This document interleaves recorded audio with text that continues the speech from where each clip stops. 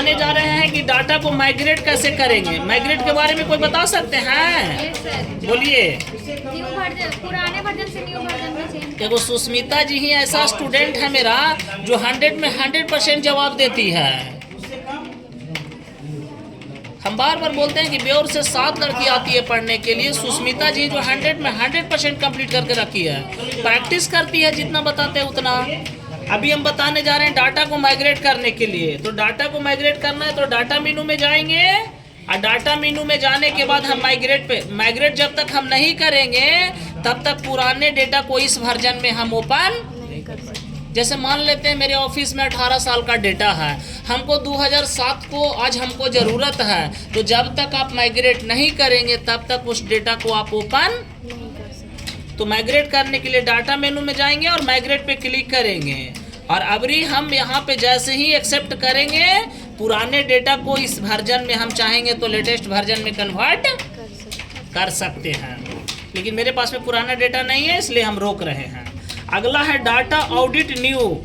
ये आपको 3 गो फोल्डर है, तो आपको कहना है कि सर कुछ को रखेंगे डेटा फोल्डर में, कुछ को रखेंगे ऑडिटेड फोल्डर में, कुछ को रखेंगे न्यू फोल्डर में, या कुछ को रखेंगे टाटा फोल्डर में। और टाटा का बहुत सा कंपनी है, टाटा तनिष है, टाटा स्टील है। तो हमको एक टाटा के फोल्डर बना के टाटा के ऑल कंपनी को उसमें लेखा जोखा करना है। तो सबसे पहले हम क्या करेंगे, Alt F1 दबाएंगे।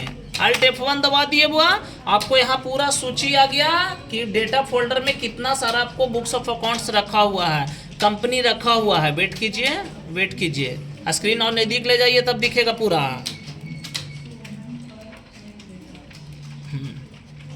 वेट कीजिए थोड़ा सा।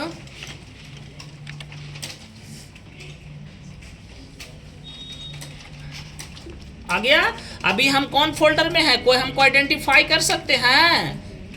आने दीजिए, इसको हटने दीजिए, आने दीजिए।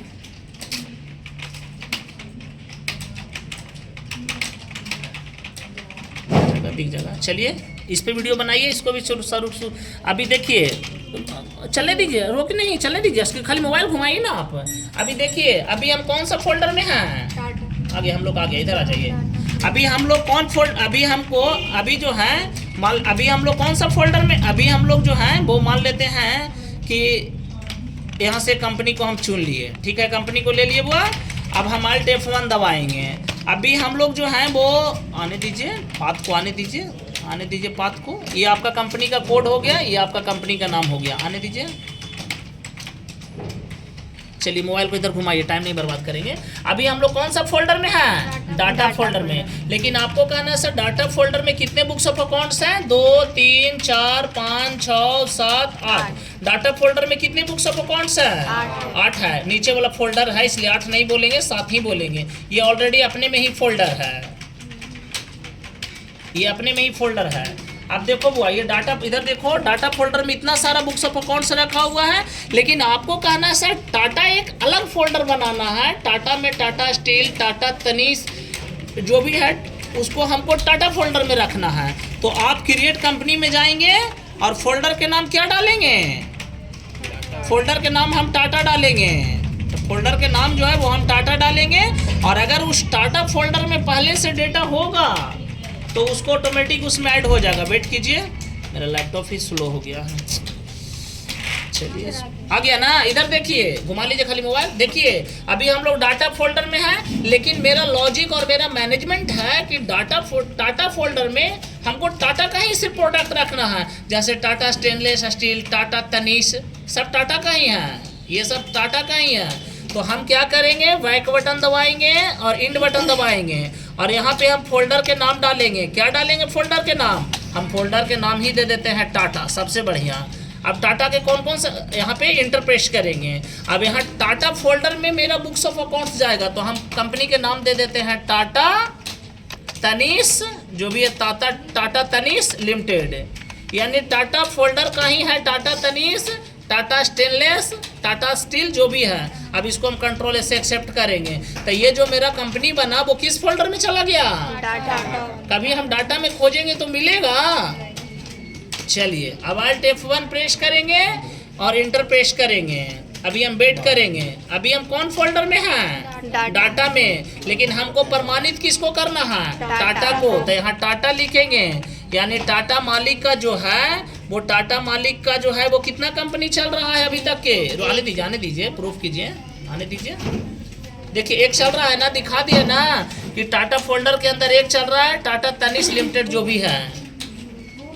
ये कॉन्सेप्ट क्लियर हो गया, यानी आपको फोल्डर वाला, फोल्डर क्रिएशन वाला और डाटा माइग्रेट वाला क्लियर हो गया। एक चैप्टर और पढ़ा के रोकेंगे। आज बताने जा रहे हैं सिक्योरिटी कंट्रोल। जैसे आपको कहना है कि सर हम बुक्स ऑफ अकाउंट्स में पासवर्ड लगाना चाहते हैं ताकि मेरा कोई बुक्स ऑफ अकाउंट्स में रुपया पैसा का छेड़छाड़ ना करे। चलिए इधर घूम जाइए हमारी तरफ, लंबा वीडियो हो जाएगा, होने दीजिए, वेट कीजिए।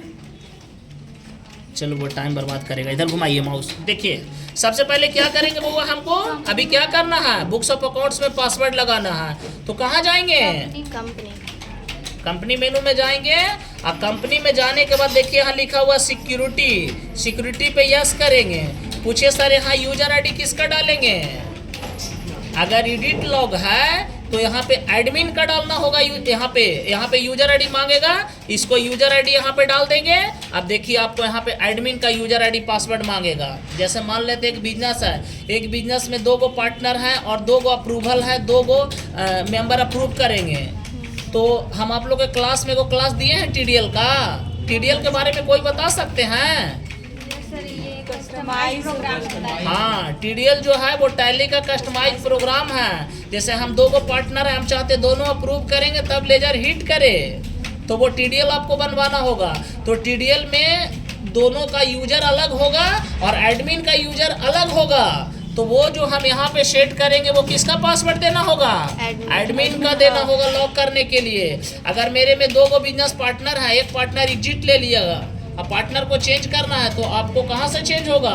एडमिन लॉगिन से होगा, यूजर लॉगिन से नहीं होगा। तो ये ध्यान दीजिएगा। अब स्टॉप कीजिए। आज का सेवा